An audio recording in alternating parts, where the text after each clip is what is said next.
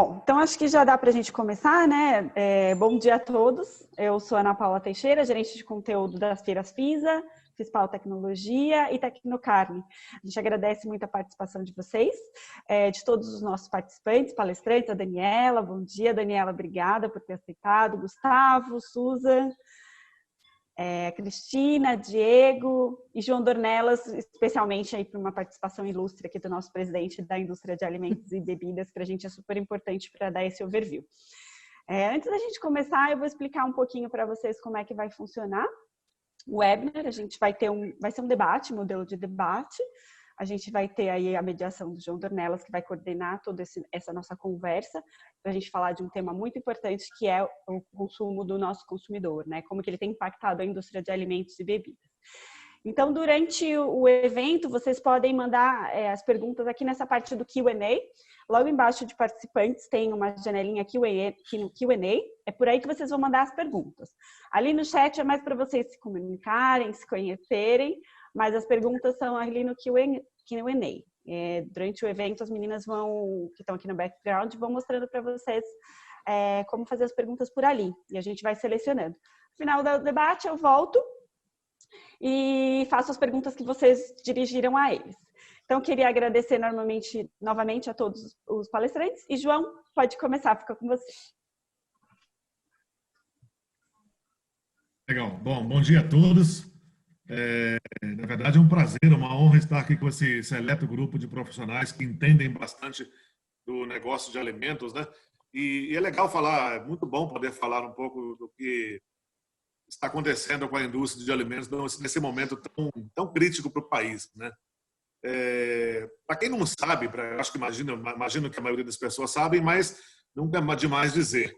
A indústria de alimentos no Brasil é a maior indústria dentre as indústrias brasileiras. O que significa isso? Aproximadamente 25% do total que a indústria produz é produzido pela indústria de alimentos. Nenhum outro setor é tão forte assim. Dentro do setor industrial, a indústria de alimentos é o maior setor, né? E não é só isso que fala da importância. Quando a gente olha para o PIB brasileiro, a indústria de alimentos brasileira produz mais ou menos 9,6%, 9,8% do PIB. É o maior setor econômico do Brasil, né? Se a gente olhar todos os outros setores, individualmente, a indústria de alimentos é o maior setor econômico do Brasil. Ela processa 58%, 60%, dependendo do ano, aproximadamente 60% de tudo que o Brasil produz no campo. E esse é um dado muito importante. O agronegócio é super importante para o Brasil. A gente sabe que o agronegócio tem puxado muitas vezes a economia brasileira e 60% praticamente do que se produz no campo é processado dentro da indústria brasileira. O demais é exportado em grãos, em forma que não passa pela indústria. No Brasil, a indústria de alimentos congrega mais ou menos 37 mil indústrias, 37 mil pequenas, médias e grandes indústrias, né? Eu sou o presidente executivo da Associação Brasileira da Indústria de Alimentos. Nós não temos todas as 37 mil indústrias associadas a nós, mas a ABIA representa mais ou menos 80% do PIB de alimentos do Brasil. Então, assim, nós temos uma representatividade bastante grande, né? Essa indústria geral é responsável por mais de 1.650.000 empregos diretos no Brasil, né? 1.650.000 empregos diretos no Brasil. Só para a gente ter uma ordem de grandeza, segundo o próprio IBGE, para cada emprego formal gerado na indústria, outros 4 acompanham a indústria, né? No nosso caso, desde o campo até gente que produz embalagem, gente que produz ferramentas para as máquinas das indústrias, e assim vai, né? Até 4. Dentro da cadeia de laticínios, por exemplo, é 1 para 11. 1 para 11, né? Então, a gente tomando o menor nível, que é esse 1 para 4, dá para imaginar que mais ou menos umas 9 milhões de pessoas trabalham no Brasil em função de produção de alimentos, né? De alimentos industrializados. Então, isso é muito importante, é um dado super relevante para o Brasil. A indústria brasileira de alimentos exporta também para 180 países. Eu costumo dizer que, além de nós, é só a ONU e a FIFA que chegam mais longe, que chegam a mais de 180 países, né? Isso é muito importante, pessoal, para quem está nos escutando, porque por si só isso é uma chancela, né? Um selo realmente de qualidade, porque vocês imaginem que não é simples cumprir barreiras técnicas, barreiras sanitárias de 180 países, legislações diferentes de 180 países, e a indústria brasileira faz isso e faz com bastante primor. Então, assim, para quem trabalha com industrialização de alimentos no Brasil, isso por si só já é um motivo de orgulho, né? E imagine que 80% do que a gente produz no Brasil, 80% do que a gente produz de alimentos é para o mercado interno. Só 20% que é exportado. E esses 20% chegam a mais de 180 países. Então, isso é para dar uma ordem de grandeza do que é a indústria de alimentos, né? E nesse momento tão complicado que a gente está vivendo, a gente tem trabalhado também com um foco especial em garantir a saúde dos nossos colaboradores, garantir a qualidade do alimento, além desse selo, dessa chancela, dessa qualidade toda que eu falei para vocês. A indústria brasileira segue protocolos muito rígidos da OMS, do Ministério da Agricultura, da Anvisa, do Ministério da Saúde. Nesse momento, nós intensificamos ainda mais os protocolos de boas práticas, né? A BIA criou e disponibilizou até para empresas não associadas, né? Está lá no nosso site, quem quiser pode entrar, pode baixar, fazer o download. Nós criamos um guia de boas práticas durante esse tempo de pandemia. E esse guia ele vai desde distribuição de álcool em gel, presença, separação dentro dos refeitórios, distanciamento das pessoas, inclusive dando dicas para os nossos colaboradores fora da indústria, como se comportar fora da indústria, porque é muito importante. Não adianta a gente tomar todos os cuidados fora e no fim de semana a gente fazer um churrascão e encontrar 200 amigos e todos se abraçando e com uma possível exposição a um problema tão crítico que o país está vivendo, né?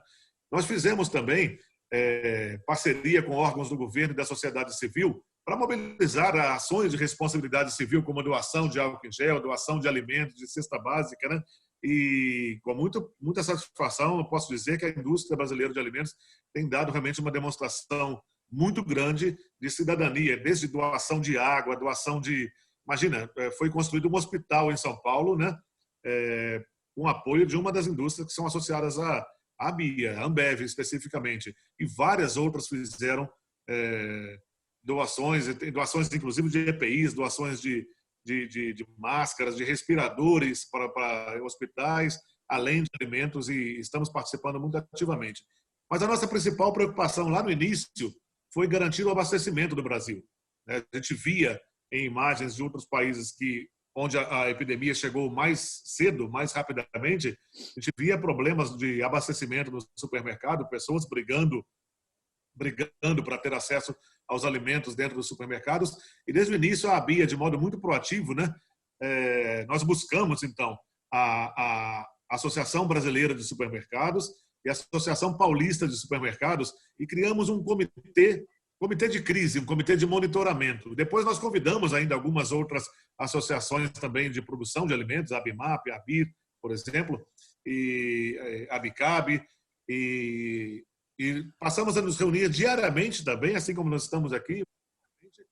E nosso objetivo principal era analisar, então, a possibilidade de faltantes de produto. Então, a gente analisa o fluxo de clientes nas lojas, o ticket médio de clientes nas lojas do Brasil inteiro, de todas as regiões, de modo a que, se chegássemos a ter alguma sinalização de que um produto tal vai faltar, a gente pudesse atuar rapidamente na indústria e não deixar de faltar, ou seja, atuar antes que isso viesse a ser um problema.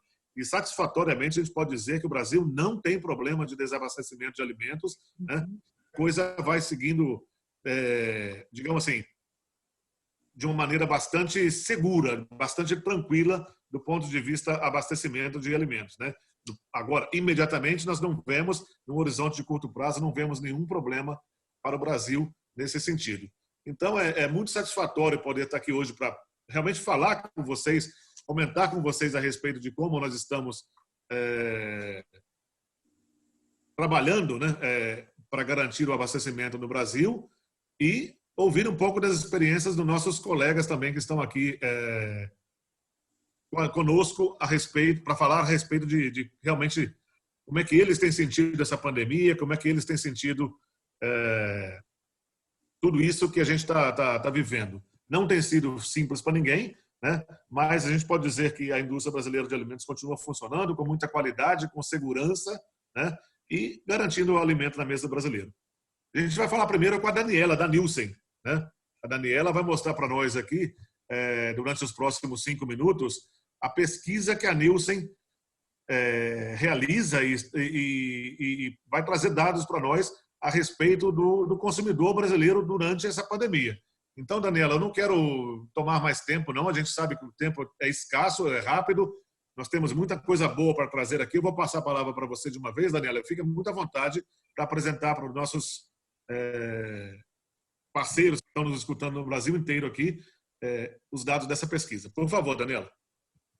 Obrigada, João. Bom dia. Obrigada pelo convite. É um prazer estar aqui com todos. Eu vou compartilhar hoje, então, os resultados mais recentes da nossa pesquisa. Então, a Nielsen vem medindo aí o comportamento do varejo e do consumidor semana a semana, como vem a performance de vendas, e vamos focar, lógico, na cesta de alimentos, tá? Eu vou comentar os principais resultados, mas se vocês podem ter acesso ao estudo no QR Code que está aí na tela, ao lado siga no nosso canal, ok? Para começar, a gente globalmente vem acompanhando a Nielsen, em todos os países, vem acompanhando a evolução das vendas no varejo semana a semana, e alguns países já estão na frente, né? Então, a gente mundialmente está olhando essa evolução da crise do Covid em 6 passos, em 6 etapas. Cada país em um momento diferente, mas todos provavelmente devem percorrer essas mesmas 6 etapas, tá? Começando pela etapa 1, que é a compra mais preventiva, mais proativa para a saúde, né? Para a manutenção geral da saúde, quando começou lá em janeiro, fevereiro. Uma gestão mais reativa, a gente vai para o passo 2, uma gestão mais reativa da saúde, daí é aquele primeiro momento de compra realmente de álcool em gel, por exemplo, de produtos para limpeza, nessa etapa 2, mas sem nenhuma ainda restrição de circulação. Eram as compras mais relativas à saúde e prevenção. Na etapa 3 foi quando a gente começou a preparar a despensa, tá? Para o isolamento social. Então, a preparação da despensa. E aí, armazenamento de alimentos e uma gama aí de produtos de saúde. Movendo para a etapa 4, que foi um pico de consumo, que foi a preparação efetivamente para a vida em distanciamento social, abastecimento em si, né? A compra de abastecimento. A gente viu aumento das compras online, diminuição da visita em loja, mas um movimento de abastecimento. Em que momento nós estamos hoje? Nós estamos na etapa 5, tá? Vida restrita. Então, todas as limitações, já estamos aí há algumas semanas nessa restrição, vida restrita. Viagens de compras reduzidas, tá? Preocupação com o aumento de preço, missão de abastecimento, porque como o consumidor busca ir menos à loja, ele concentra mais e aumenta o ticket, faz compras maiores.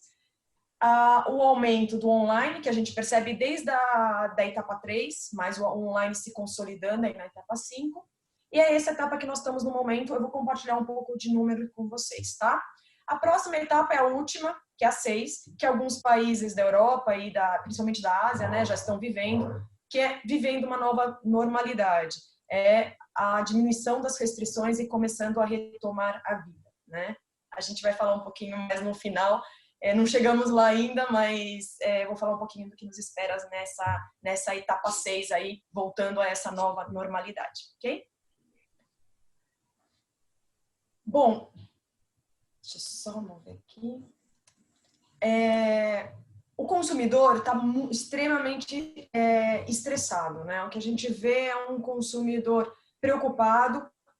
Quando a gente fala de consumidor, em todas as entrevistas que a gente faz no nosso painel de domicílio, nos estudos ad hoc, a gente observa finanças era a primeira preocupação. Há 2 anos, mais ou menos, finanças assumia a primeira posição na preocupação na cabeça do consumidor. Quando começou a crise, a gente viu que finanças passa para o segundo lugar, saúde vem em primeiro lugar. Isso vai se refletir na compra dele, na preocupação com o que ele está comprando, com o que ele está consumindo. E vai se refletir também no passo 6, na etapa 6 lá da vida, voltando a essa nova normalidade, uma preocupação maior com a saúde.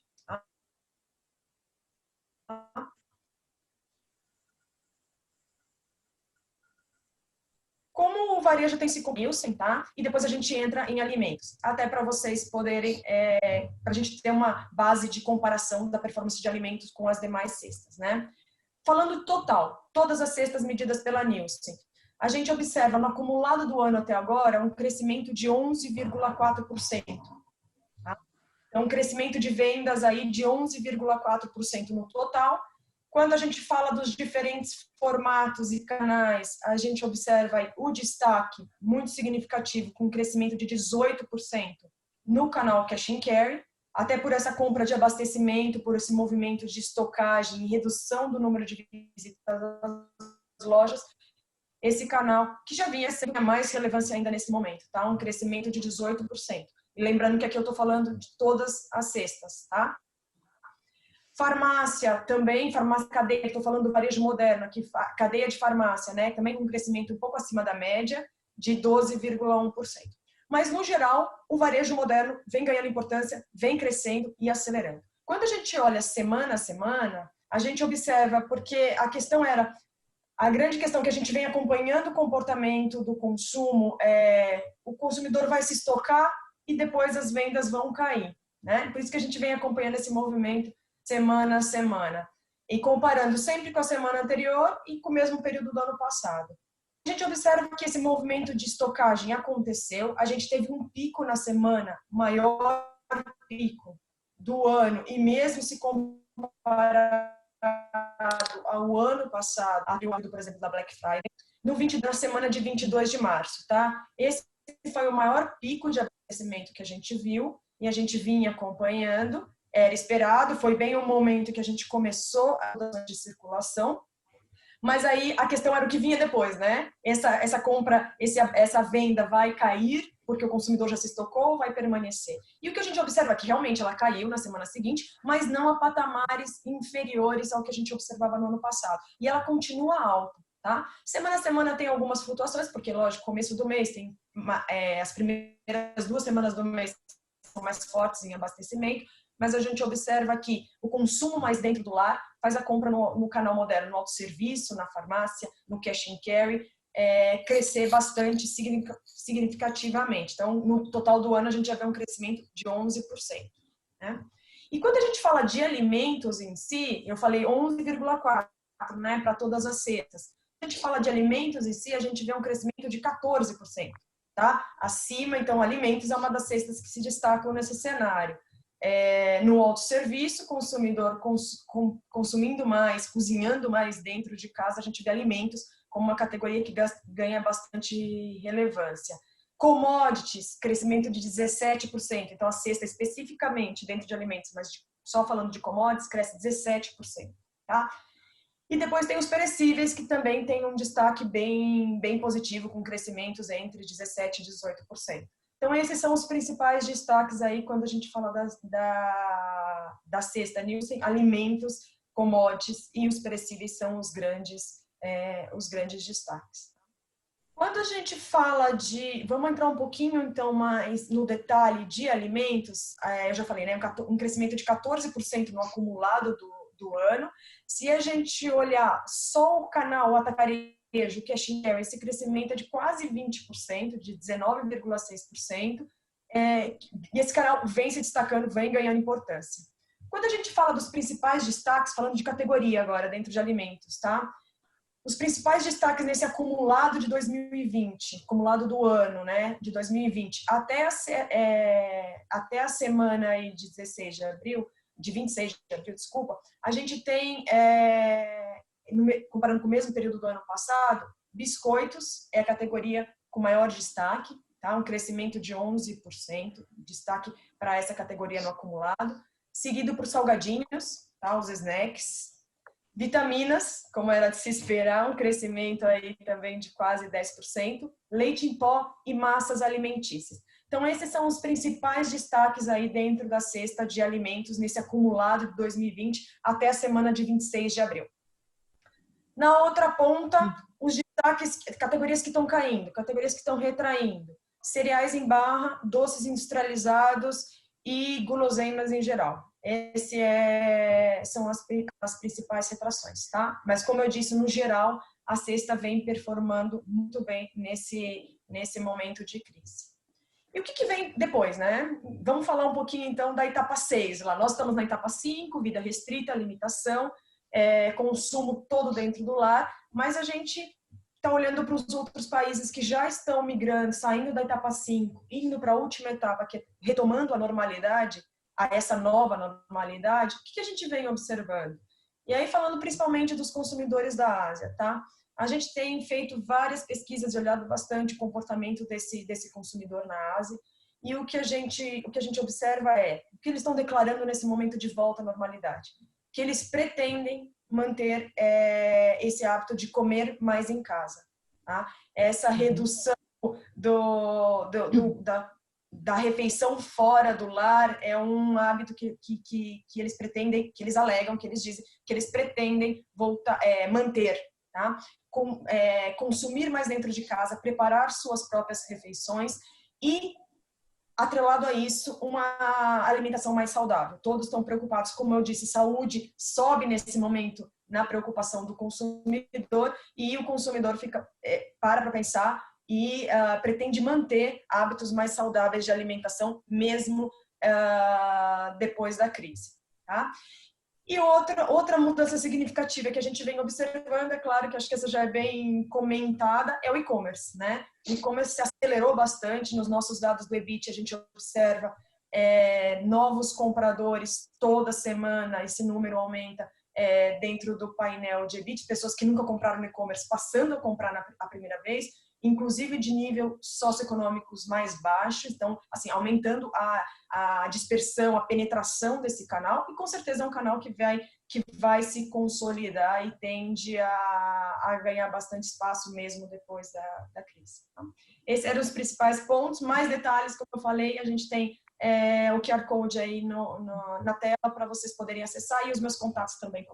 Obrigada. Bom, Daniela, você cumpriu pontualmente o tempo, muito obrigado. E, de fato, você trouxe dados aqui super interessantes para nós, né? É muito bom ter pesquisas profundas que nos tragam realmente esses dados que você trouxe. Alguns deles a gente sentiu na hora, quando você falou, por exemplo, houve aquela corrida para abastecimento, né? Nas primeiras preocupações do consumidor a respeito de aumentar, se estocar um pouquinho em casa. Nesse comitê que a gente fez de abastecimento com as associações de supermercado, a gente sentiu na hora, depois sentiu que voltou e mantém um pouquinho acelerado, né? Mantém um pouco acima do normal. Mas eu vou aproveitar esse gancho seu da sua pesquisa, Daniela, para fazer uma pergunta então para o Diego e para a Cristina. O Diego da Nestlé, a Cristina da Cargill, que estão mais ligados aos consumidores diretamente, né? Eu queria saber, eu vou dar 2 minutos para o Diego e Cristina, para a gente poder salvar tempo aqui. Como é que vocês têm percebido, né? O consumidor, o comportamento do consumidor durante essa crise, o que já teve um impacto real para a indústria de alimentos em termos de mudança de comportamentos do consumidor? A Daniela trouxe vários dados para nós aqui e a gente gostaria de saber, dentro da indústria, o que já aconteceu? Como é que vocês percebem esse impacto real? Bom, vamos lá. Bom dia para todo mundo. É um prazer estar aqui com vocês hoje. Agradeço imensamente o convite. Respondendo a sua pergunta, João, acho que aqui a Cargill, até pelo portfólio de produtos que trabalha no varejo, que são produtos mais básicos, né? A gente está falando de óleo de soja, óleo de milho, toda a linha lisa e mais toda a linha de atomatados, enfim, extrato de tomate, elefante. A gente sentiu, sim, um aumento no consumo. Então, a primeira, essa cesta de produtos é uma cesta que expandiu. Então, houve um aumento aí no consumo e a gente acredita que é um aumento que vai permanecer ainda por um período. Então, a hora que eu avalio outras categorias de produto, por exemplo, você tem aquelas que, num primeiro momento, quando era para fazer um abastecimento, a despensa, teve uma compra mais incrementada. Então, assim, é o caso dos enlatados, por exemplo, mas que são produtos que continuam na despensa, que não necessariamente eles foram consumidos. Então, aqui a gente vê, sim, que no primeiro momento teve um crescimento de compra, mas que essa compra não vem se repetindo. Depois, tem aquela outra categoria de produtos, que são os produtos que a gente consome por estar em casa, e aí eu classifico os snacks, até a própria panificação, então, pão de forma, biscoitos, que são categorias de produto que o consumidor, nesse momento, por estar em casa, vem consumindo mais. E uma outra linha que a gente viu foram os produtos que realmente tiveram queda no consumo. Então, é o caso de cervejas. Então, como tem muito o consumo relacionado a bares e restaurantes, com tudo isso fechado, a gente viu uma queda significativa de consumo de alguns itens, tá?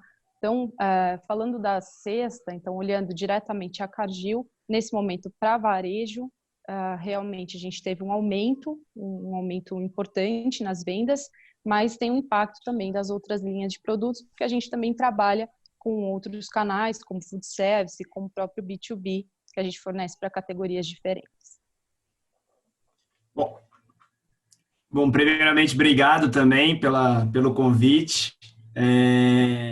O que a gente viu aqui do ponto de vista do consumidor é um pouco dessa dualidade entre ficar em casa e a questão econômica. E isso fez com que mudasse um pouco o comportamento dele. O ficar em casa transformou um pouco o hábito de compra, igual a Daniela da Nielsen comentou, veio categorias como biscoito, leite em pó, que tem uma durabilidade maior, cresceram nesse momento. O e-commerce também da Nestlé, crescendo 79% no primeiro trimestre, por exemplo, e segue num pace muito forte.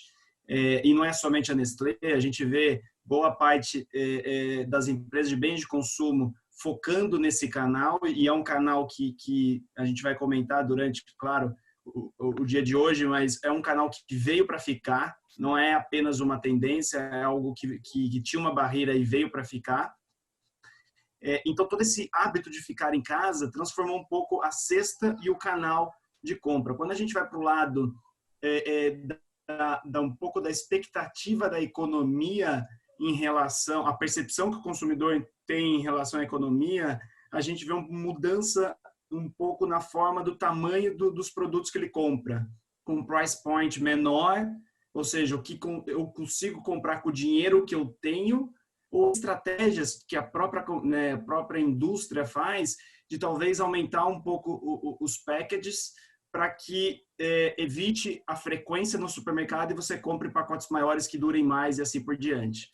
Então, essa mudança do consumidor em relação a ficar mais em casa, que vai ser, no nosso entendimento, algo perene, sustentável, e o fato de ter um ambiente de estresse econômico, muda o comportamento do consumidor nessa equação de valor. Ele vai começar a procurar uma equação de valor diferente do que a gente tinha antes da crise. Esse entendimento que a gente tem dentro da Nestlé nesse momento.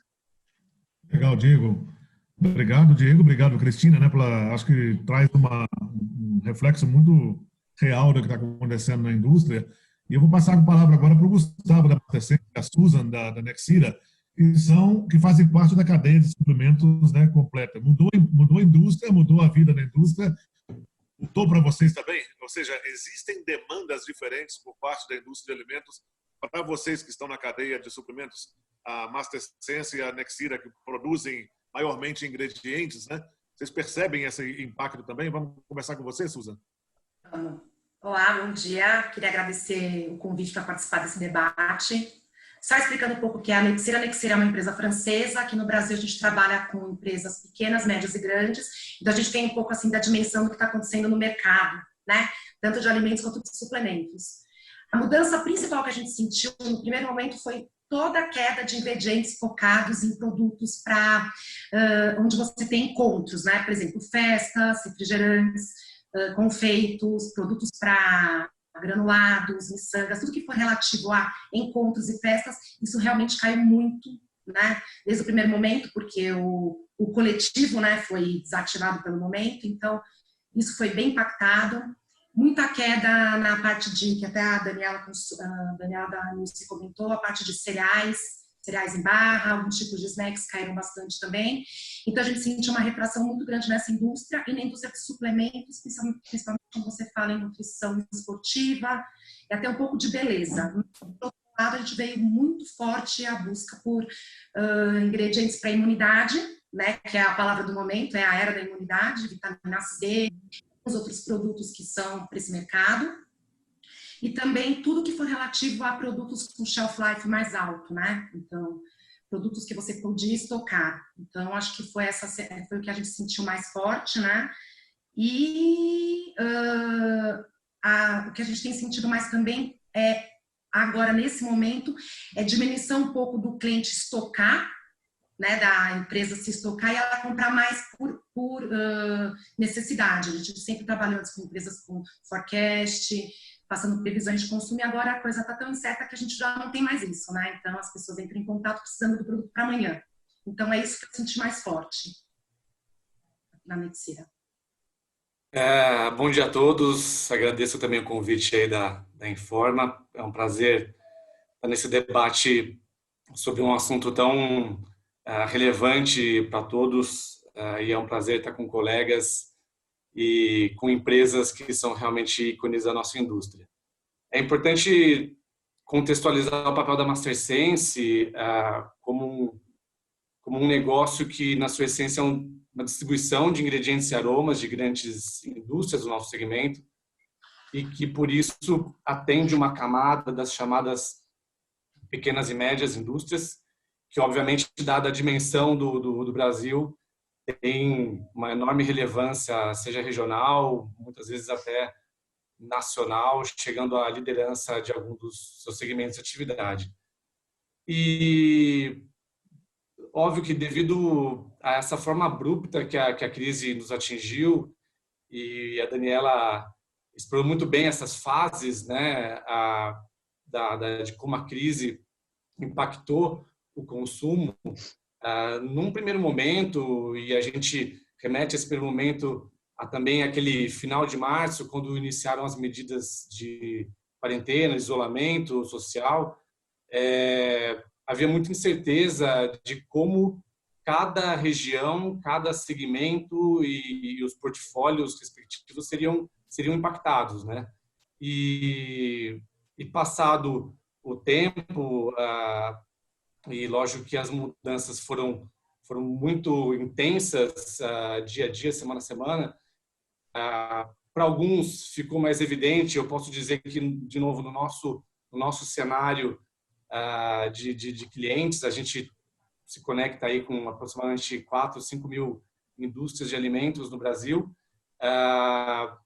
se ativou o que a gente chama do modo de sobrevivência. Então, realmente, a forma de se relacionar com a indústria de ingredientes no sentido de compra, ela mudou bastante, porque a empresa realmente, em alguns segmentos, passou a ter um foco essencialmente em como passar pela crise, do que realmente conseguir naquela primeira etapa visualizar a saída, né? E acho que já foi comentado por todos, alguns segmentos também conseguiram perceber oportunidades já de imediato, porque também ficou evidente essa mudança do padrão de consumo na busca por produtos que são mais essenciais na cesta do consumidor final, né? E muito interessante perceber essa etapa 5 que a Daniela comentou, onde fica mais evidente já com os indicadores que são mapeados no dia a dia das empresas, a necessidade de busca por soluções, muitas vezes de forma bastante criativa, seja de forma que impacte e traga resultado por canais de venda diferente, ou mesmo por busca de portfólio de produtos, um trabalho no portfólio de produtos que atenda a essa demanda do consumidor durante a crise. e é aí que a gente, como indústria de ingredientes, começa a ser impactado. Então, a gente tem nosso negócio esse papel de entregar as soluções e, óbvio, muito conhecimento para os clientes nesse manejo, nessa reestruturação do portfólio de uma forma bastante rápida e que consiga, então, buscar e enxergar uma saída e oportunidades para essa crise. Muito bom, Gustavo. Muito bom, Susan. Eu vou dar agora 1 minuto só para as próximas perguntas para os 4 participantes, porque o tempo está vindo em cima e tem muita coisa boa para a gente falar aqui. Vamos começar com você, Diego. A respeito, eu queria saber de vocês o seguinte: o consumidor está cozinhando mais em casa, né? Está preparando mais alimento em casa, até por causa do confinamento. E isso, todo mundo que falou deu uma passadinha por isso. Como é que as empresas, como é que as indústrias pensam em trazer novas experiências para a casa do consumidor com esse novo perfil de consumidor? Então, Suzana, Cristina e Diego, por favor. Bom, eu posso começar aqui. Eu acho que tem uma tendência que veio para ficar, que é o produto não é mais somente um produto, é uma experiência. A hora que você compra tem que ser uma experiência. E isso tem que estar bem enraizado dentro da indústria.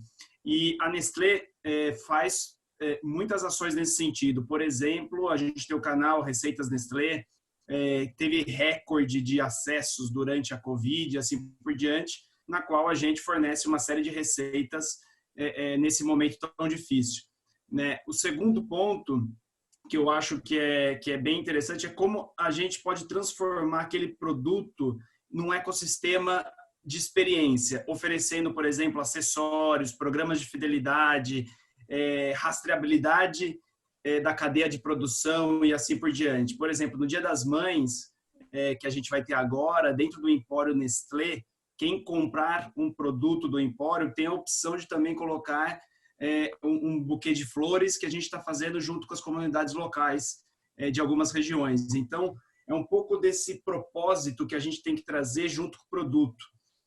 Então, é oferecer conteúdo, oferecer um ecossistema de experiência para o consumidor gravar sua marca e ver valor naquilo. Essa equação de valor que eu falei anteriormente.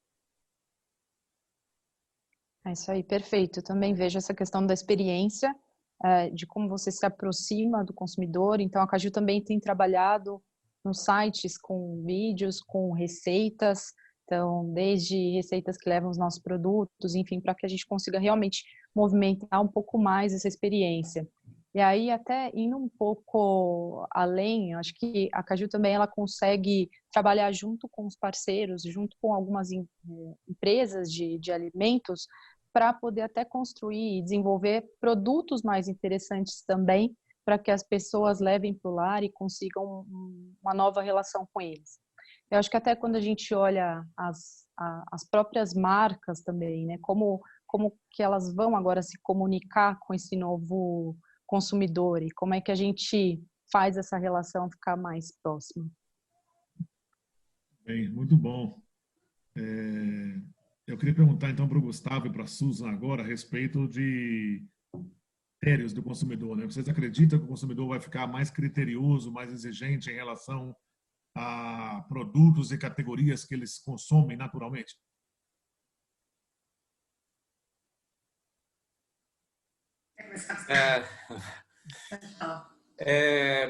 Com certeza, João. Assim, é evidente, de novo, que a etapa 6, que a Daniela deve falar em breve, ou que a gente chama aí do novo normal, ele já está atropelando a gente, né? Já está muito, muito evidente para todos nós.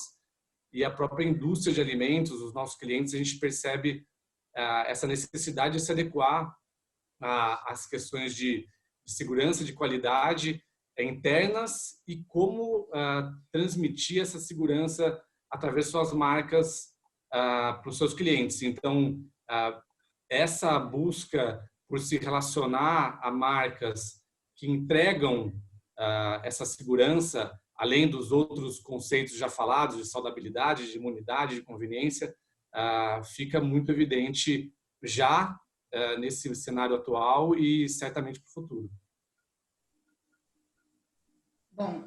complementando o que o Gustavo falou, exatamente é o que eu queria comentar também. A gente acredita que a indústria de alimentos ela está muito forte também por causa da segurança alimentar, que a gente já comentou bastante aqui, né? E que o industrializado ele está passando essa segurança, né? Que é um produto seguro, né? Um produto, a gente que o Brasil é super criterioso na questão de segurança das indústrias, isso está sendo mostrado muito fortemente, então que está trazendo de novo uma visão positiva para a indústria de alimentos em geral.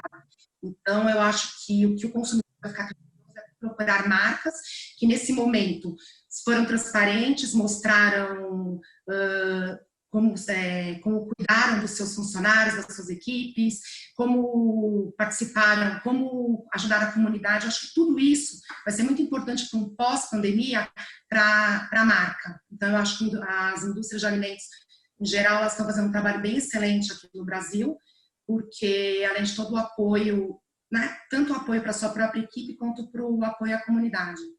E, então, acho que é isso que vai ser muito importante no pós, né? Que a gente vai ver de legado.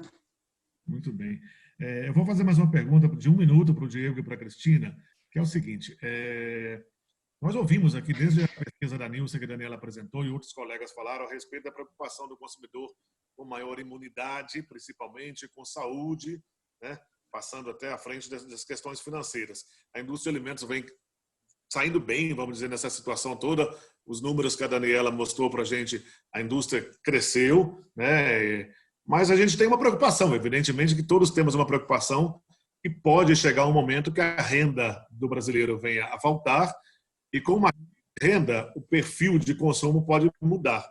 E a pergunta que eu faço para você, Diego, e para você, Cristina, é exatamente isso. Vocês acreditam que com uma possível recessão econômica que se desponta, o consumidor venha a consumir itens mais básicos em detrimento de produtos de maior valor agregado? Acho que com certeza o consumo de itens mais básicos, então ele já aumentou e ele tende a ficar.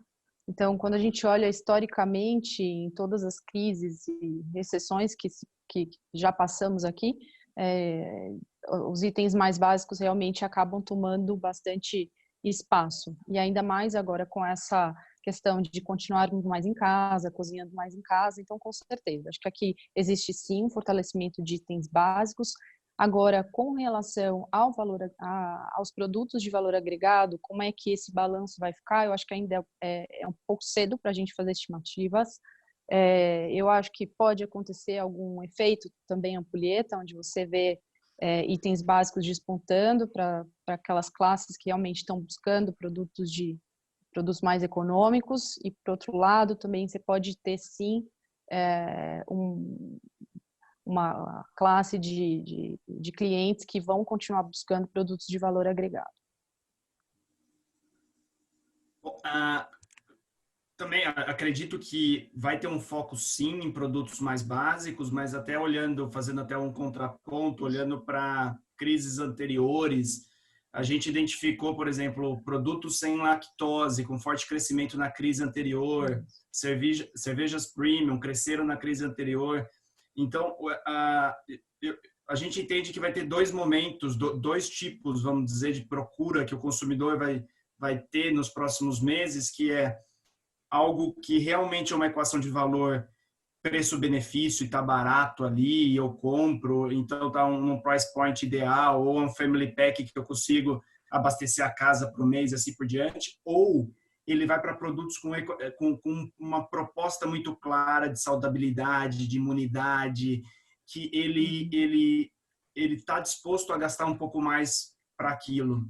Então, eu acho que vai ter uma clareza muito evidente, assim, ou eu vou pelo preço, ou eu vou por uma proposta muito clara do que eu estou comprando.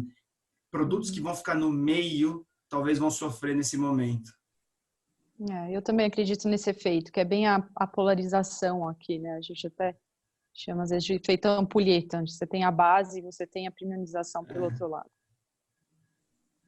Exato. Bom, o nosso tempo está chegando, daqui a pouquinho a Ana vai puxar as perguntas, que tem recebido várias lá. Eu quero fazer uma última pergunta para os 4 agora, e vou dar 1 minuto também para cada um responder. Consumo de produtos indulgentes, né? A gente percebeu um pico nesse momento. E eu queria perguntar para vocês, essa sazonalidade é por causa da Páscoa ou a gente estando dentro de casa tende a ser mais indulgente conosco mesmos, com os nossos filhos, com nossas famílias? Como é que vocês sentem essa tendência? Isso é uma tendência realmente do consumidor ou é algo bem sazonal? Vamos começar com você, Diego, outra vez. A gente passa Diego, Cristina, depois Gustavo e Susan. A gente fez, eu cuido aqui da área de pesquisa do consumidor aqui na Nestlé, e a gente fez uma série de pesquisas entendendo o sentimento do consumidor. E a gente vê que o consumidor está num momento pensativo, estressado e assim por diante. Essa categoria de indulgência traz um aspecto emocional super importante. Então, o fato dele estar em casa, ter um alimento indulgente e que traz alguma característica afetiva, faz total sentido nesse momento. Então, sim, tem um aumento e a gente acredita muito nesse aspecto, estar em casa e ter algo emotivo para eu consumir e nesse momento tão difícil que a gente está passando da sociedade. Uma fase de permissão, né? Então, estou em casa, eu permito. Então, nesse momento, eu posso comer algo que seja mais indulgente. Então, aqui, assim, sim, existe essa tendência. Por outro lado, eu também vejo que não deve durar por muito tempo, porque eu acho que isso migra por uma questão de saudabilidade. Então, assim, quanto tempo eu vou ficar em casa me permitindo comer produtos indulgentes? Pode ser que isso tenha uma passagem pelo... continuo comendo snacks, mas ele, ao invés de ser mais indulgente, ele passa a ser mais natural ou mais saudável. Então, a gente pode ter essa migração também. Perfeito. É evidente o impacto psicossocial da quarentena, do isolamento, em todos e na forma como eles consomem. Então, o que o Diego falou e a Cristina reflete muito o que a gente muitas vezes vê em casa mesmo, é você se permitir uma alimentação mais indulgente pelo momento de estresse que você está vivendo com suas famílias, com o trabalho, preocupação com saúde. E concordo muito com a Cristina também. Depois é um período mais claro durante a crise e depois a tendência é migrar para essas duas curvas que o Diego comentou na outra resposta, de ou busca por mais saúde ou busca por produtos de consumo mais essencial e de preço mais baixo. Bom, os três falaram exatamente o que eu ia mencionar também. Na verdade, é um momento de incerteza, estresse, as pessoas não sabem se vão continuar trabalhando, o que espera nos próximos tempos, né? A gente estava esperando uma quarentena mais curta e ela só se estende. Então, sim, aumentou muito o consumo de produtos indulgentes, as pessoas estão se permitindo, que nem a Cristina falou, faz um brigadeiro, come, assim, tá sempre comendo, é um snack, tá com a família. Mas eu acho que vai vir essa preocupação logo em seguida do tema de bem-estar, saúde, talvez até obesidade. Tem pessoas que mudaram completamente o estilo de vida. Então, eu acredito que seja sazonal e que pós-pandemia tenha a volta, né, o oposto. As pessoas vão procurar produtos para controle de peso, beleza, se o poder aquisitivo permite, obviamente. Mas é uma tendência que a gente já vê na Ásia, por exemplo. Agora as pessoas estão voltando à normalidade, estão procurando agora produtos para compensar o que elas ganharam durante a quarentena. Então, acho que sim, totalmente sazonal. A gente acha que seja sazonal, sim. Gente, é muito interessante, olha, é muito bom falar com quem sabe. Sempre ouvir gente que sabe, que tem experiência, que traz dados reais, né? A gente ouviu o Daniel, o Diego, o Gustavo, a Cristina e a Susan, e a consequência disso é que a gente está cheio de perguntas agora. Então, vou passar... Muita pergunta e muita pergunta interessante que ainda não foram respondidas. E as pessoas que estão nos ouvindo, que estão nos acompanhando pelas redes sociais, querem perguntar para vocês, querem perguntar para a gente algumas coisas também. Então, Ana, por favor, tá contigo a palavra. Então, tá bom. Primeiro eu vou focar aqui na Daniela, porque o pessoal tem perguntado muito sobre o começo da sua apresentação, que você falou que um pouco a gente teve destaques grandes aí na parte de alimentos, perecíveis e commodities, né? Eles estão nos perguntando que tipo de commodities foram essas. E entrando mais especificamente em alimentos, se você tem dados sobre o setor de lácteos e o setor também de carnes. Beleza, vamos lá então. Vamos pelo commodities. Vamos começar pelos commodities. Dentro da cesta de commodities, como eu disse, a cesta cresce em média 17% no acumulado até 26 de abril. Os grandes destaques, leite asséptico, tá? É o primeiro, com 27% de crescimento. Depois a gente tem arroz com 26% de crescimento, 26,4%, e óleo com 23,5%. Esses são os 3 grandes destaques dentro da cesta de commodities em crescimento, tá? As 3 categorias com crescimento acima de 20% nesse acumulado até dia 26 de abril, ok? A próxima sexta, vamos falar um pouquinho dos perecíveis. Vou falar dos perecíveis industrializados, tá?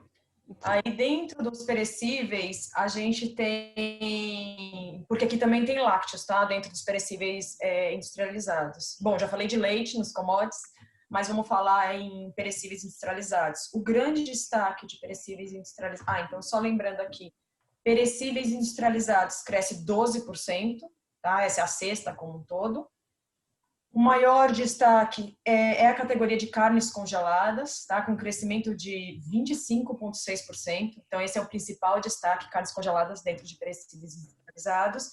E aí, já falando também um pouco de lácteos, iogurtes é o segundo destaque aí, com crescimento de 9,4%, tá?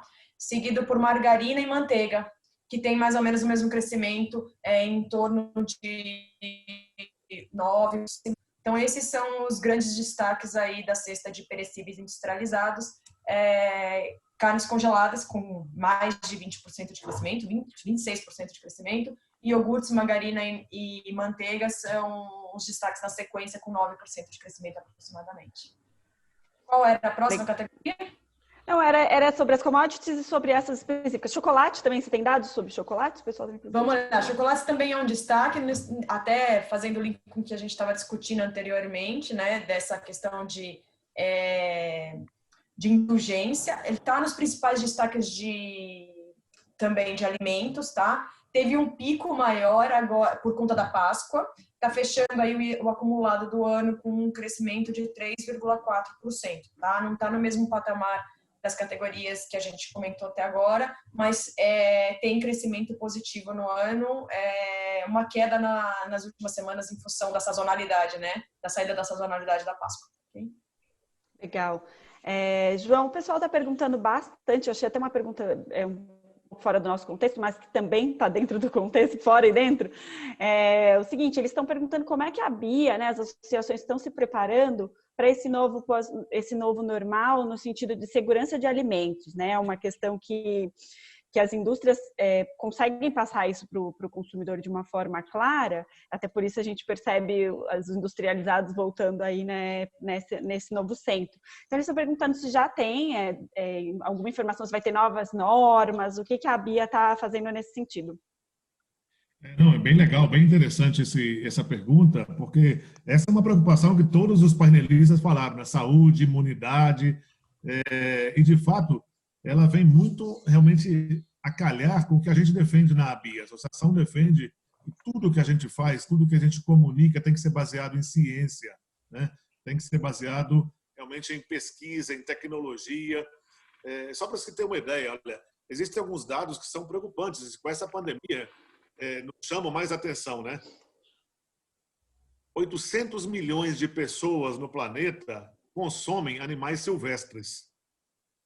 Então, quando você vê dados esse tipo de dado, 800 milhões de pessoas, né, nos leva a acreditar que os sistemas sanitários do planeta vão ter que ser rediscutidos.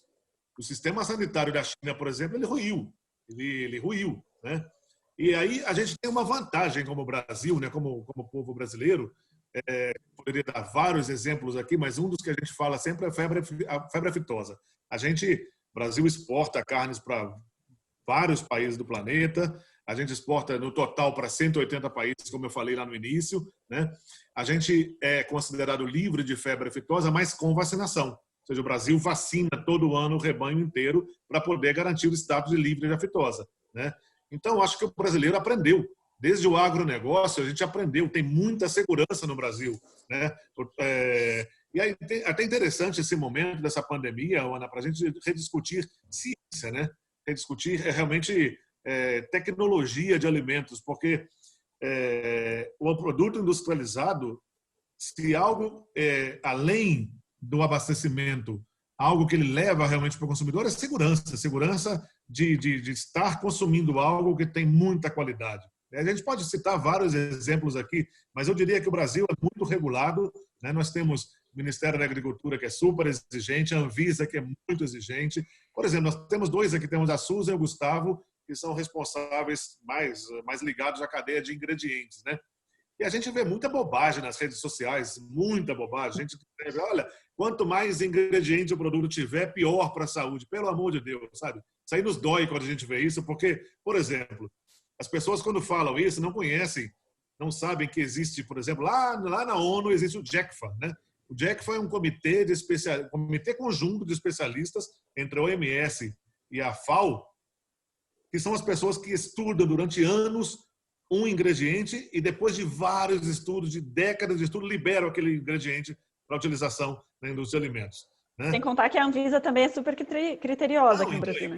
Quando está liberado, o FDA faz o mesmo nos Estados Unidos e a Anvisa faz o mesmo no Brasil. A Anvisa é muito mais criteriosa ainda. A gente usa quantidades de ingredientes em níveis bem menores do que o JECFA mesmo autoriza. Mas ainda assim, daria para a gente passar horas falando aqui. Mas, por exemplo, eu gosto de dar um exemplo assim para as pessoas entenderem o que são ingredientes, né? Se você quer fazer uma maionese em casa, por exemplo, o que é a maionese? A maionese é uma emulsão de água e óleo. Bom, todo mundo sabe que água e óleo não se misturam. Para misturarem, a gente usa um emulsificante. É a lecitina, a lecitina presente na gema do ovo. E é por isso que a gente põe ovo na maionese, mesmo que faz em casa. Então, o que é feito em casa, o que é feito na indústria, a diferença é o tamanho, né? Na indústria a gente faz em toneladas, não faz um copo de maionese, faz toneladas, mas usando os mesmos ingredientes naturais que foram também produzidos de maneira com quantidades enormes, quantidades muito grandes. Mas a ciência e a tecnologia dos alimentos que a gente usa para fazer em casa, a gente usa na indústria também. Então, é muito bom. Essa pergunta vem muito a calhar, porque no momento que o consumidor está preocupado com saúde e com imunidade, é muito bom ele saber que o Brasil tem uma das maiores indústrias de alimentos do planeta. Quando a gente fala que exporta para 180 países, isso não é brincadeira, gente. Isso é muito sério. 180 países, a gente cumpre a regra, cumpre a legislação de 180 países diferentes. Isso por si só fala da qualidade dos alimentos e transmite ao consumidor essa segurança. Ele pode consumir o alimento industrial brasileiro com muita segurança, com muita tranquilidade. Legal. Só para confirmar, então, não tem problema de desabastecimento, então, não corremos esse risco. Nesse momento, não, Ana. E assim, é bem legal essa pergunta também, porque a gente tem acompanhado desde o início, como eu falei lá no início da nossa conversa, a gente proativamente buscou as associações brasileiras e paulistas de supermercados, criamos esse comitê de monitoramento e diariamente a gente acompanha fluxo nas lojas, demanda excessiva por algum produto ou outro. E no Brasil, o único produto que foi percebido um desabastecimento foi o álcool gel. Ele desapareceu mesmo da prateleira dos supermercados, das farmácias, que já está voltando, você já consegue encontrar também. Produto alimentício, não faltou nenhum produto e no horizonte que a gente tem hoje pela frente, a gente não identifica esse risco. Mas é por isso mesmo que nós criamos o comitê. Se a gente perceber alguma demanda excessiva por algum item, alguma dificuldade de produção de algum item, a gente pode atuar pontualmente e objetivamente para não deixar faltar esse produto nos supermercados. Perfeito, perfeito. Eu queria então perguntar para o Diego e para a Cristina, voltando aqui para o nosso foco, que é o consumidor, né, que ele realmente tem mudado. A gente já tem percebido, né, Diego, essa mudança não é de agora, o consumidor tem feito demandas muito fortes para as indústrias, principalmente as grandes, mas vocês mudaram também um pouco essa estratégia de marketing de vocês para comunicar com esse cliente durante a pandemia? Como que foi essa também Cristina, essa comunicação com o cliente de vocês, ela mudou? Vocês pretendem mudar? O que é a visão de vocês nesse sentido de comunicação? Tá, comunicação... Vai lá, Diego. Bom, a comunicação, acho que a primeira coisa que a gente viu foi a questão digital, como a gente comentou aqui antes, né? Então, incentivando mais essa, por meio de receitas, por meio de vídeos, toda essa parte digital, ela aumentou muito mais. E eu acho que para o futuro existe uma grande oportunidade aqui. Então, para todas as indústrias, de realmente a gente ter uma aproximação maior das marcas com os consumidores. Existe um comportamento também de o consumidor estar mais exigente em relação ao compromisso social das empresas, então como elas atuam em sustentabilidade, em colaboração com o meio, em colaboração com toda a sociedade que ela atua. Então acho que aqui a gente vê sim um consumidor muito preocupado, muito mais preocupado com algumas outras questões que as marcas vão ter oportunidade grande para trabalhar aí no futuro. Só contribuindo aqui, durante esse momento da Covid, a Nestlé mudou algumas questões de comunicação. A gente tem uma in-house lá dentro e, por exemplo, a gente fez vários criativos e conteúdos, por exemplo, para ajudar uma pessoa mais velha a fazer uma chamada de vídeo utilizando uma marca nossa que é Nutren Senior, que tem bastante associação com esse target. A gente utilizou Nescau e Ninho para fazer algum tipo de conteúdo para ajudar nesse momento das crianças dentro de casa e assim por diante. Então, tem uma comunicação um pouco mais funcional nesse sentido, nesse momento da Covid. Tem a comunicação, claro, da forma de como a Nestlé está ajudando a sociedade com quase 800 toneladas de doação e assim por diante. Tem uma comunicação desse momento, né?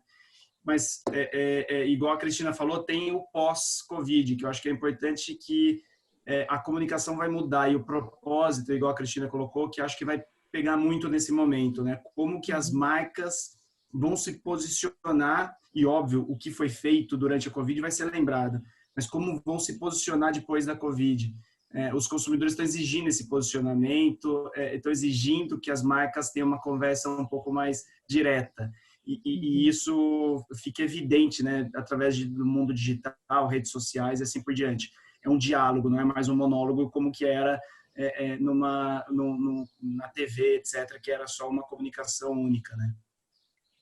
Legal, legal. Vou para o Gustavo e para a Susan, que tem bastante gente de ingrediente aqui assistindo a gente.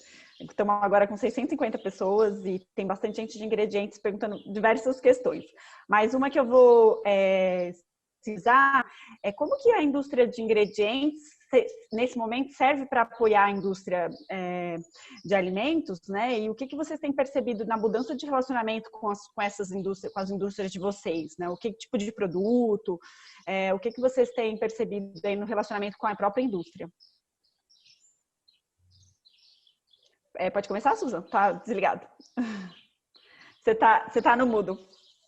Susan, você tá no mudo. Peraí. Aí, saiu. Tá. É que minha conexão caiu e eu voltei no celular. Por isso que eu tô meio confusa aqui. A gente percebeu que, assim, o que eu percebi muito aqui na empresa, nossa equipe aqui de vendas, a gente percebeu que a coisa está sendo muito dinâmica, né? As pessoas estão muito preocupadas em desenvolver produtos para a questão de imunidade ou produtos já pensando em pós-Covid. Então, graças a Deus, assim, a gente está tendo uma demanda importante de projetos, de coisas novas. Outra coisa que a gente tem sentido muito nesse momento é o impacto do câmbio, né? Então, eu trabalho só com matéria-prima dolarizada e a maioria das empresas de ingredientes, né? E a maioria dos ingredientes hoje são a maioria importados, ou se não são importados, tem o impacto do dólar. Então, a gente está tendo também muito contato com as indústrias para tentar fazer reduções de custo, reduções de preço, todo esse suporte que a empresa pode dar para uma indústria na questão de pesquisa e desenvolvimento para melhorar um produto ou até tentar baratear o produto nesse momento, porque realmente a renda vai cair, né? Então, vem aí um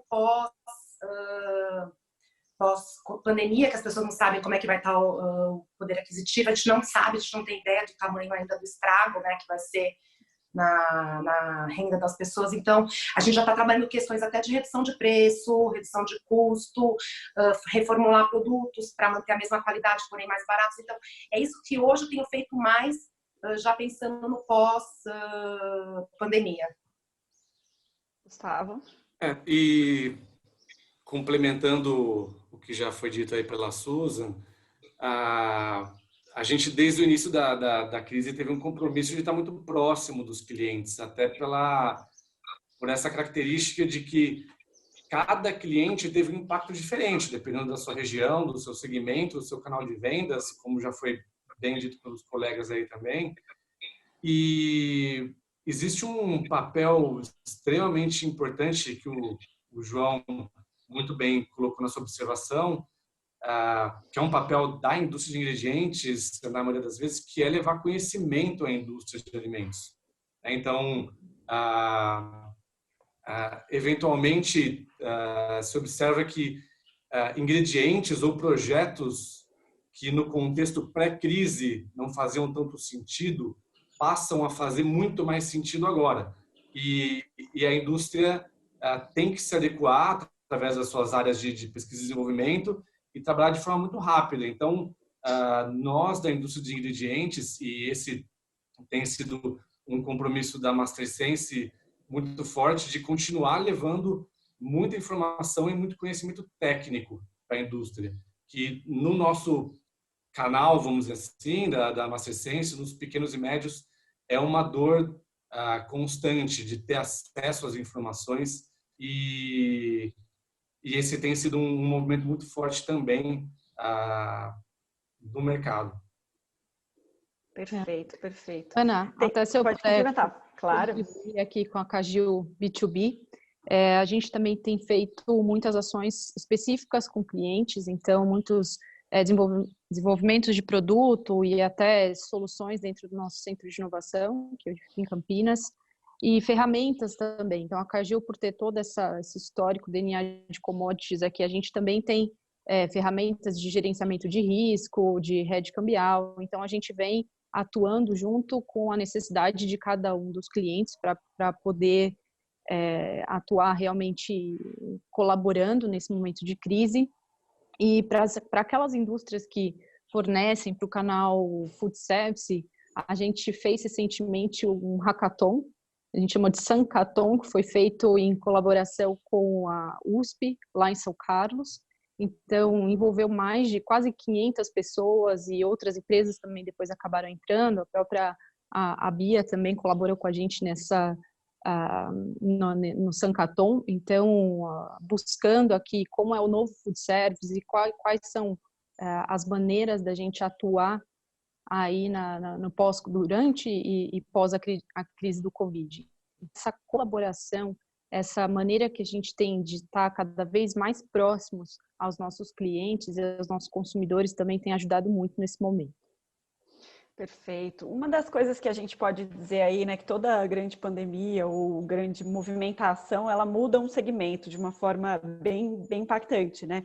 E a gente tem percebido que a parte de e-commerce era uma coisa que Diego, a gente comentou isso antes, né? Era um segmento que não era muito realidade no nosso setor, né? A gente via isso muito forte em varejo, via isso muito forte em outro tipo de varejo, mas no nosso segmento, a indústria de alimentos sempre estava patinando ali com projetos e não conseguia colocar essa questão do e-commerce e toda essa parte em prática, né? Então, você acredita, Diego, que isso veio para mudar? É uma das perguntas também do público, se isso vem para ficar, como que a indústria tem que se preparar para esse novo e-commerce?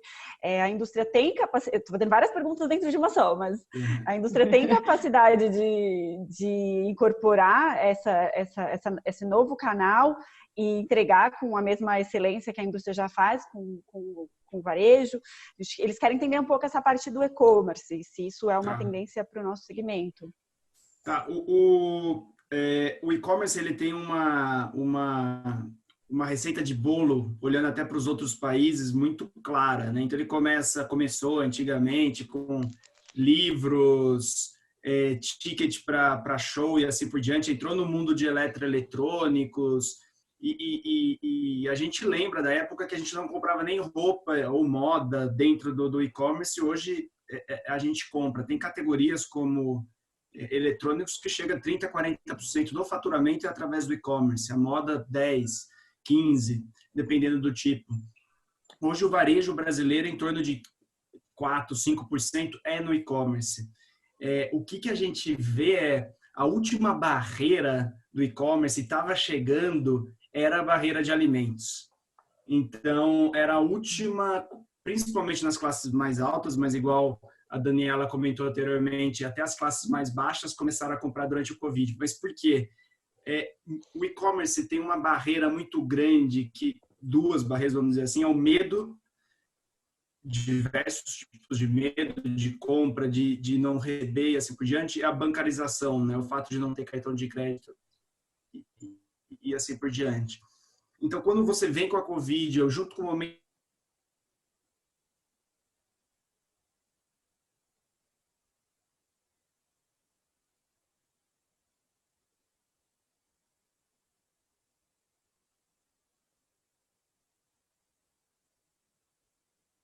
canais de parceiros que vão muito bem, né? Varejistas que tem marketplace, você acopla lá seus produtos, ou propriamente no seu canal próprio, como a gente tem no Empório da Nestlé. Então, eu nem diria tendência, era algo que estava vindo e o Covid deu um empurrãozinho ou 2 chutes nas costas e levou todo mundo, boa parte, né? E, igual a Daniela comentou, até as classes sociais mais baixas também tomaram essa decisão de entrar nesse novo tipo de canal. Cristina, quer complementar sobre se a indústria está preparada para atender esse novo canal?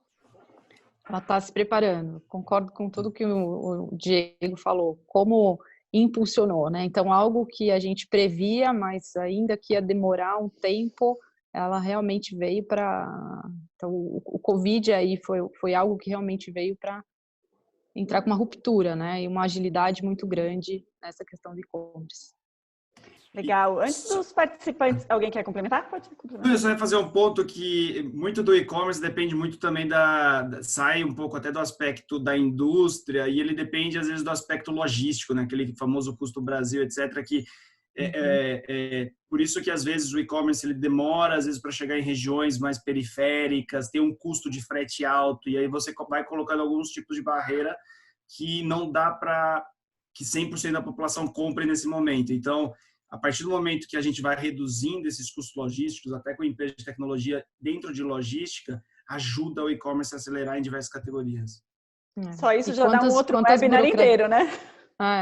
E a burocracia toda também que a gente consegue quebrar nisso, né? Exato. Verdade. Em toda a cadeia.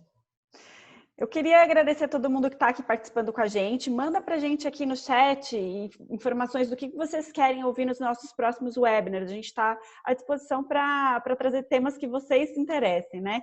Então, a gente está indo para a última rodada de pergunta, que vai servir para todo mundo. A gente quer entender um pouquinho como vocês acreditam que vai ser essa retomada da indústria de alimentos. Esse consumidor, ele mudou, ele muda de vez. Essa retomada é uma retomada breve, a gente vai passar por momentos mais difíceis ainda. Então, para concluir, o que vocês pensam desse assunto? Vou começar com a Daniela.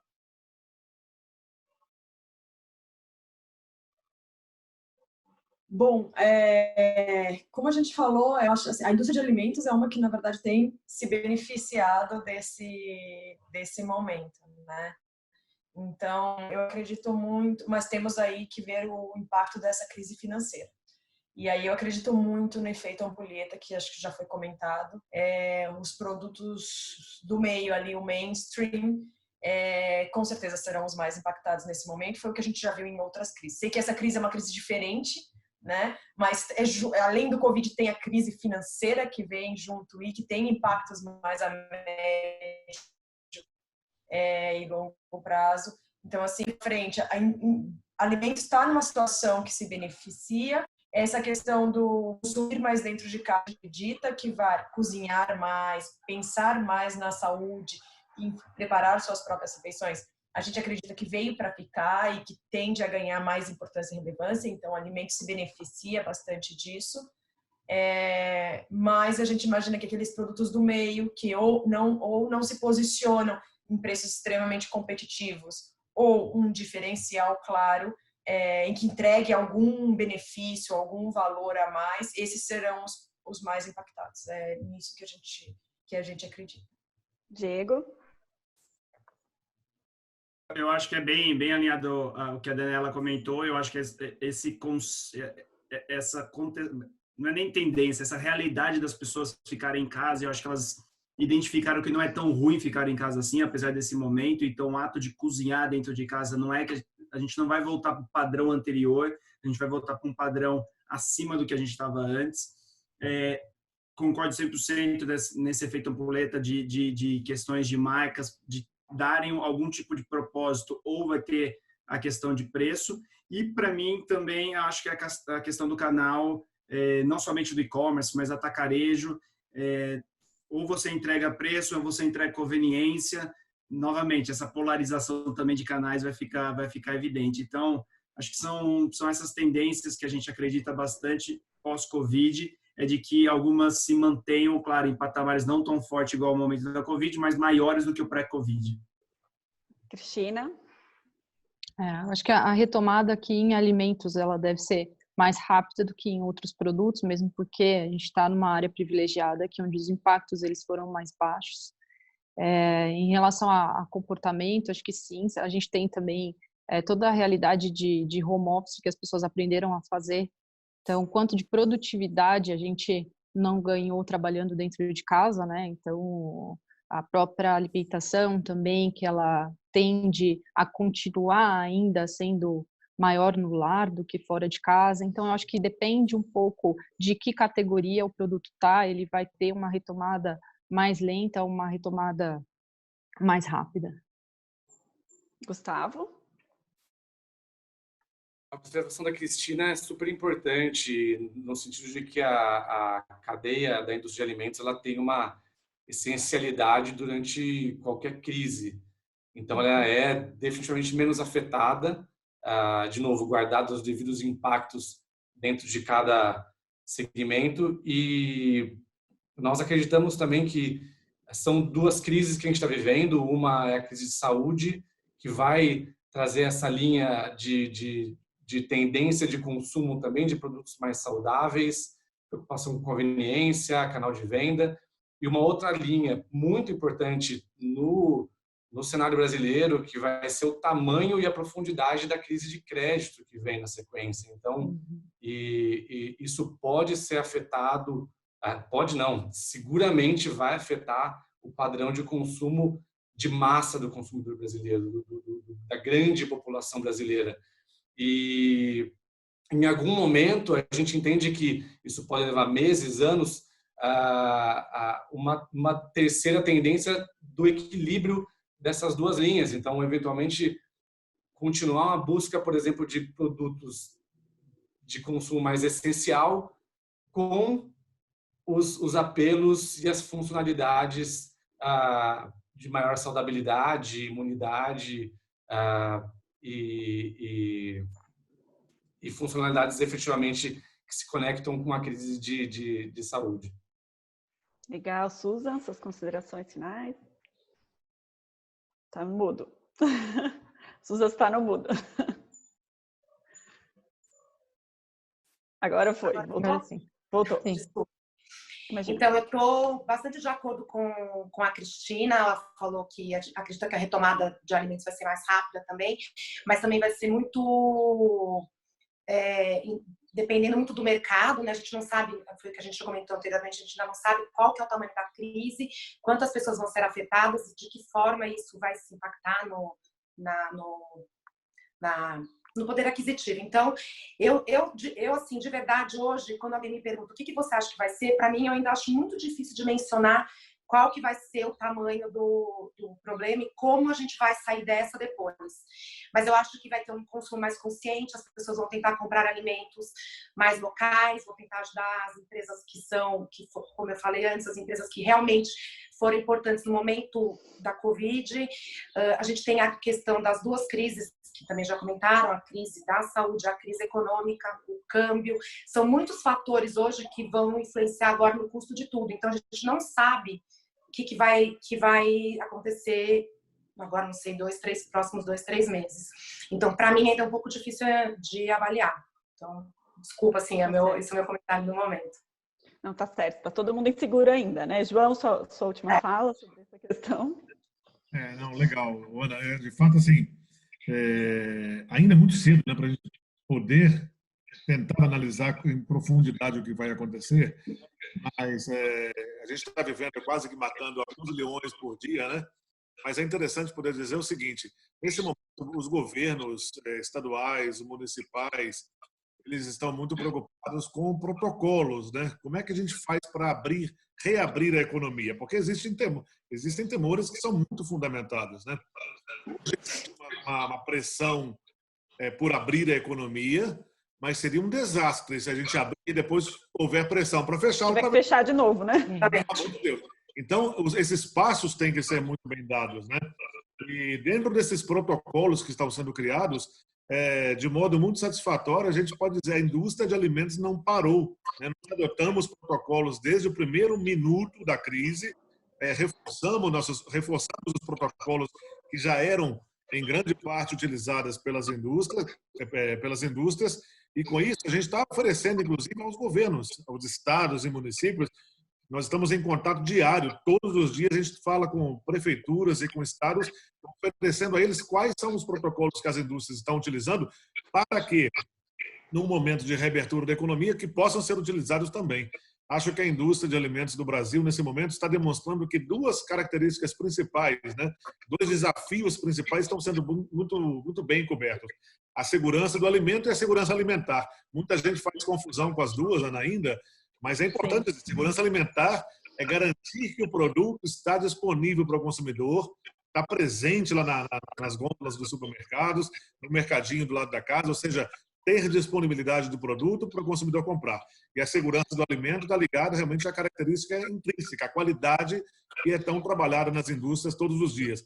E a gente está cumprindo com excelência as duas. A qualidade do produto industrializado brasileiro sempre foi excelente, volto a falar, exporta para 180 países, isso por si só é um selo de qualidade, uma chancela, e a gente está demonstrando agora que, com esforços conjuntos entre a cadeia completa de suprimentos até os supermercados, a gente garante também a segurança alimentar, ou seja, o Brasil não tem problema de desabastecimento.